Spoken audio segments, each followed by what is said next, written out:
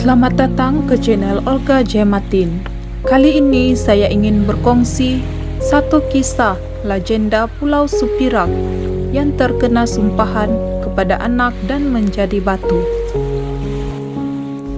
Legenda Pulau Supirak, sumpahan ibu kepada anak yang merasa malu padanya. Mungkin kita pernah terdengar cerita rakyat Nusantara terkenal yaitu Si Tanggang, di mana dia disumpah menjadi batu kerana dia malu dengan ibunya yang miskin setelah mengawini seorang putri dan menjadi kaya. Jalan cerita ini juga mempunyai persamaan dengan legenda Pulau Supirak yang merupakan sebuah pulau di Pitas, Sabah. Kisah ini bermula dengan sepasang suami isteri yang tinggal di Kampung Kogun. Kampung tersebut terletak di tepi laut, jadi mata pencarian utama mereka adalah sebagai nelayan. Pada suatu hari, si suami keluar ke laut tetapi tidak kembali. Si isteri yaitu Supirak tetap sabar menunggu suami di persisiran laut. Pada masa itu, Supirak sudah mengandung tetapi dia bersabar menunggu ketibaan suaminya. Hari demi hari, lalu berganti bulan. Supirak akhirnya beranak dan terpaksa menerima kenyataan bahawa dia akan membesarkan anaknya sendiri. Bayi itu dinamakan Ragam dan dia dibesarkan oleh ibunya. Ragam membesar menjadi seorang pemuda yang rajin dan sentiasa mendahulukan ibunya di dalam apa saja perbuatannya. Mereka berdua hidup dalam serba kekurangan, dengan hanya sebuah pondok puruk sebagai tempat berteduh dari panas mentari dan hujan. Ragam kemudian membina sebuah rumah yang sederhana di Torong Putih.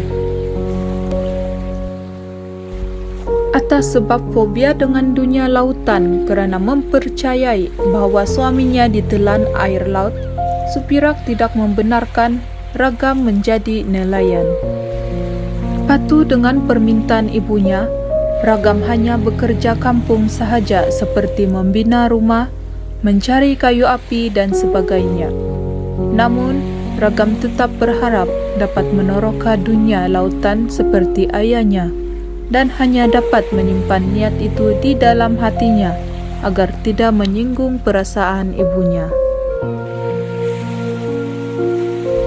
Pada suatu hari, sebuah bantera besar datang berlabuh di Torong Putih untuk mengisi bekalan bagi pelayaran seterusnya. Ragam seperti biasa mengayuh perahunya ke bantera itu untuk menjual apa saja barangan yang mampu dijual. Pada waktu itu, Ragam kagum dengan bantera besar itu, lalu tercetus niat untuk memohon pekerjaan sebagai anak kapal di bantera tersebut. Setelah selesai dengan kerja, Ragam pulang ke rumah tetapi selalu termenung di tangga rumahnya yang menghadap laut.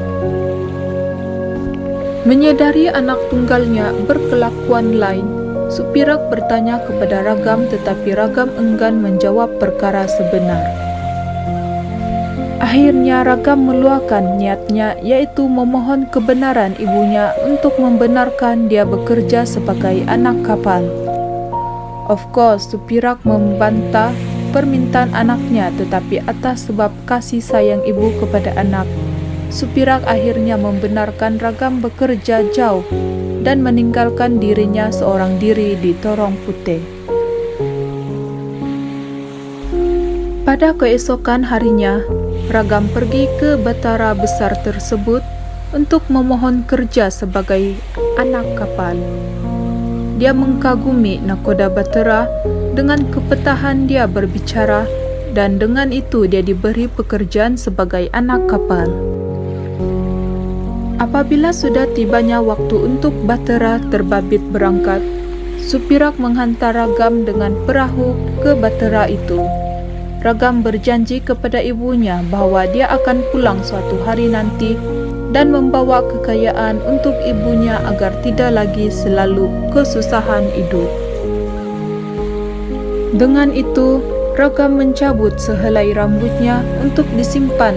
Supirak lalu bertolaklah Bahtera tersebut. Supirak hanya mampu melihat Bahtera belayar semakin jauh di lautan dengan air mata jatuh ke pipi. Sepanjang pelayaran, Ragam menunjukkan sifat kerajinannya serta dedikasi sehingga dia dijadikan orang harapan kepada nakoda Bahtera itu. Malah, apabila nakoda itu bersara, Ragam diangkat untuk mengambil alih tugasnya sebagai nakoda dan digelar Nakoda Ragam. Pada suatu hari, Bahtera Nakoda Ragam berlabuh di sebuah pulau yang bernama Pulau Intan untuk berniaga. Di sini dia terpikat dengan seorang gadis cantik yaitu Dayang Dundunai. Dia juga merupakan seorang putri kepada pemerintah Pulau Intan.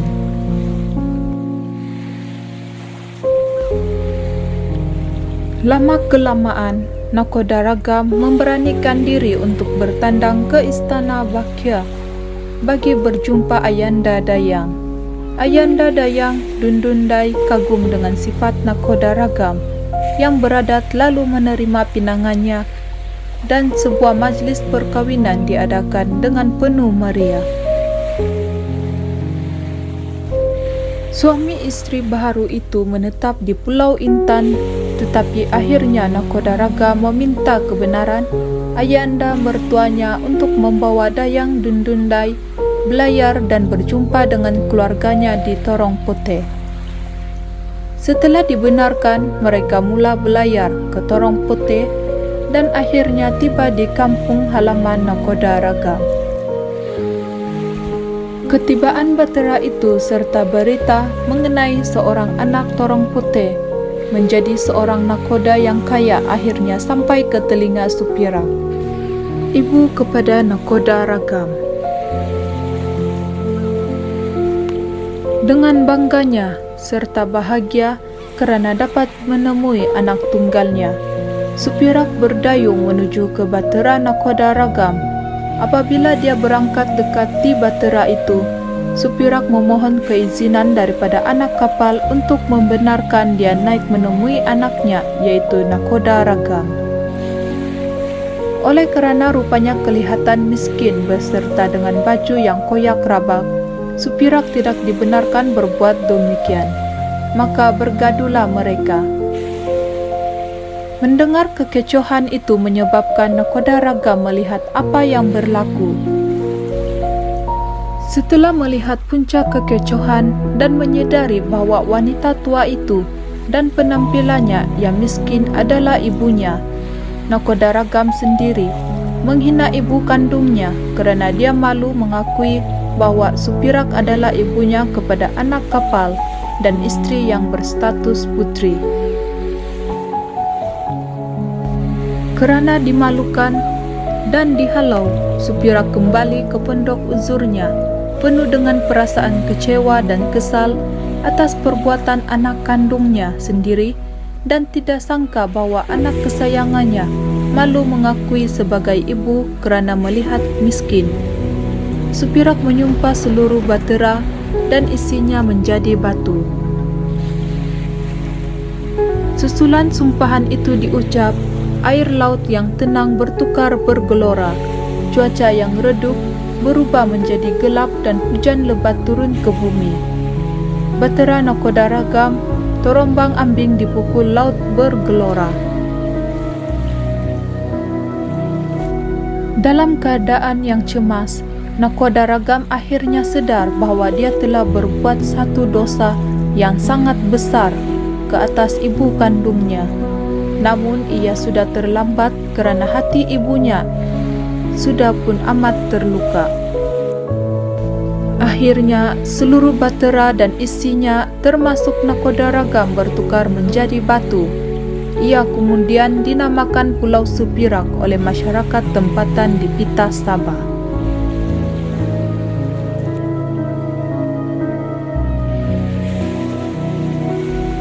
Sejauh mana legenda ini betul atau tidak, ia adalah terpulang kepada diri sendiri untuk mempercayainya. Namun, nilai yang boleh diambil dari legenda ini adalah jangan sesekali lupa daratan apabila sudah hidup senang. Sentiasa ingat mereka, terutamanya ibu bapa Anda, yang menyokong impian Anda untuk menjadi seorang yang berjaya.